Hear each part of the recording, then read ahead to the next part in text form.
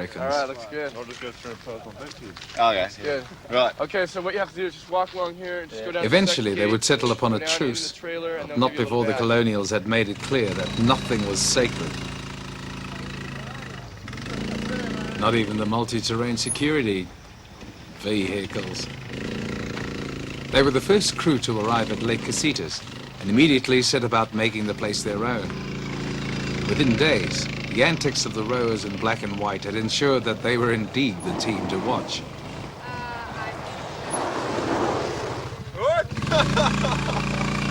Push it off now. Their last training sessions in New Zealand had been in temperatures as low as 5 degrees. On Lake Casitas, by mid-morning, temperatures had climbed into the mid-30s.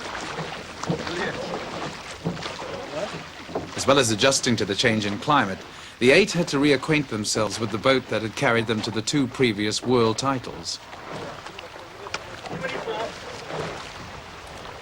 The big yellow M Packer had only just arrived from Europe, where it had been in storage since last year.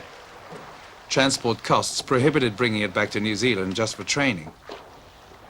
There, they had to make do with a borrowed boat, which had few of the peculiarities of the M Packer.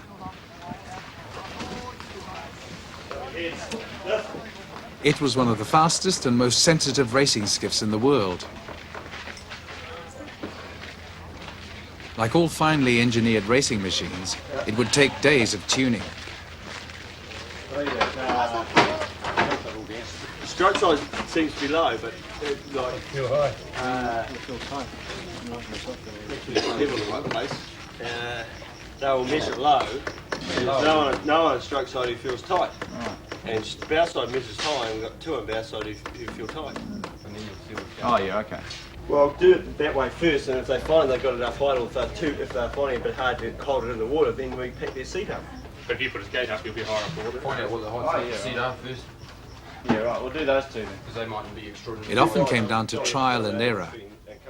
An adjustment at one end of the boat could have marked effects at the other. That frees up one of them, and the other one feels it's got too much. Or just put. But why yesterday did I feel good? Well, it shouldn't make a difference. That's what I thought it was feeling level. Suggests to me this morning when it's sitting level. Could have fooled me then.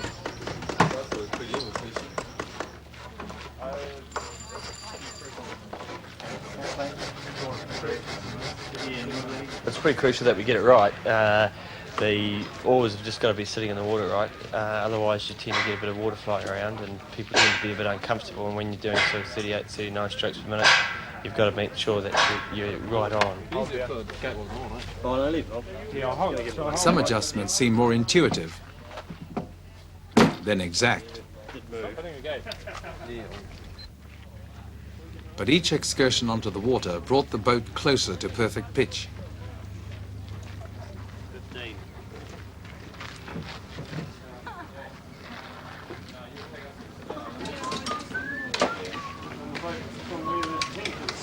Oh, like your badge, Jeff.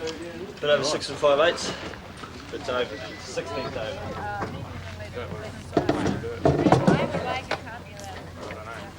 Rigging was one of those technical difficulties which was all in a day's rowing. They could take that in their stride. But at Lake Casitas there was another problem, completely unexpected. Regularly each morning, the wind swept in from the desert.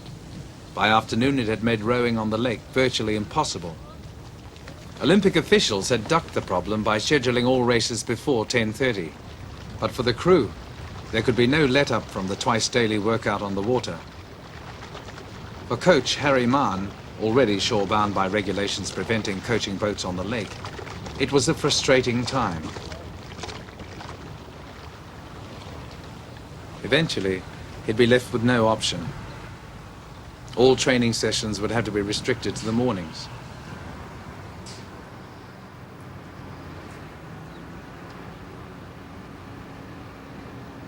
The New Zealanders did, however, enjoy one strategic advantage. Other teams were unable to move without being sealed in a presidential-style cavalcade.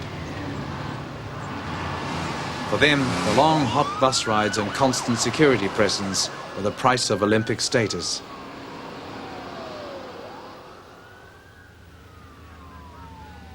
Such regimentation was not for the Kiwis.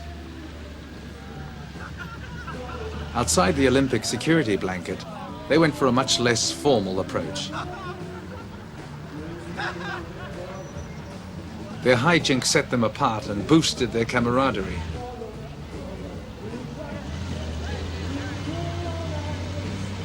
They had adapted to the hype of the Californian Olympics by simply ignoring it.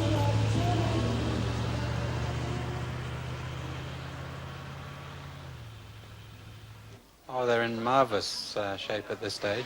They're really looking good. Just starting to get a little tired in the last few days. I think this is more of a mental factor than a physical factor.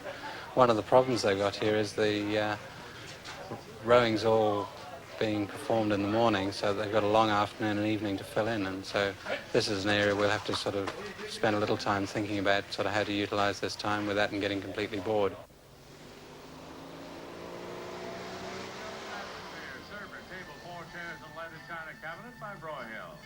And for a lovelier table, there's dinnerware. From Gobel of West Germany, manufacturer of world-famous porcelain dinnerware, goes from freezer to oven to table, a complete service for 8 in the beautiful celandine pattern from Hummelware. And the whole family will enjoy this snowmobile. From Polaris, you've blazed many snow trails with the new Cutlass. With afternoon temperatures reaching 35 to 40 degrees, there was little the oarsmen could do but rest up indoors. And this showcase can be yours if the price is right. And American television was no antidote to boredom. You want to what? You want to ask your husband how much. Now, where is your husband? After all their preparation, the oarsmen had come unexpectedly to a You standstill. want to know? It's a time for dreams to come true on Days of Our Lives, followed by Another World weekdays. A captive audience, resigned to the matinee madness. Food that looks like prime meat, chews like prime meat. Meaty, tasting, tender chunks. No wonder dogs love it so. Give me, love me, tender chunks, 'cause I love it so. From Kennel Ration.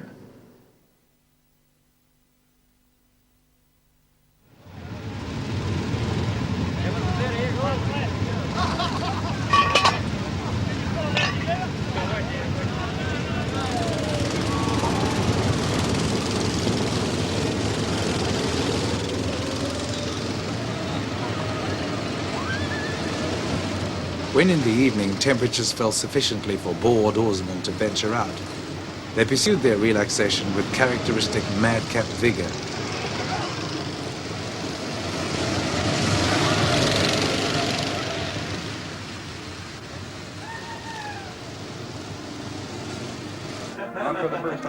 But the time for diversions was fast coming to an end. As thousands of spectators and athletes crammed the Los Angeles Coliseum for the extravaganza opening of the 1984 Olympics,